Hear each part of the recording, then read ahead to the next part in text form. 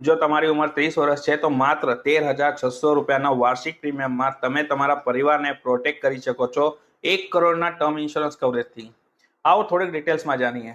એક વ્યક્તિની ઉંમર 30 વર્ષ, સેલેરી હતી 6 લાખ રૂપિયા વાર્ષિક પગાર, એટલે મહિને 50,000 રૂપિયા દર મહિને પગાર આવતો હતો.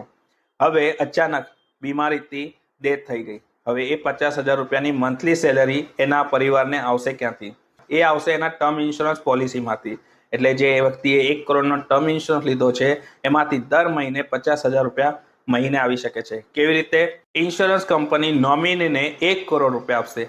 હવે 1 કરોડ રૂપિયા એને નોમિની બેંકમાં એફડી મૂકે કાં તો મ્યુચ્યુઅલ ફંડમાં એક એસડબ્લ્યુપી ઓપ્શનથી દર મહિને 7% વાર્ષિક દરથી એનું પેમેન્ટ લઈ શકે છે. એટલે એક ઇન્કમ એના પરિવારને ઊભી થઈ જાય છે તમારી બિનહયાતીમાં. દોસ્તો, ટર્મ ઇન્સ્યોરન્સ ખૂબ જ જરૂરી છે. ટર્મ ઇન્સ્યોરન્સનું પ્રીમિયમ ઉંમર વાઇઝ અલગ અલગ હોય છે. તમારે બી ટર્મ ઇન્સ્યોરન્સનું પ્રીમિયમ કોટેશન જાણવું છે તો મારા નંબર પર ડિરેક્ટલી કોલ કરો.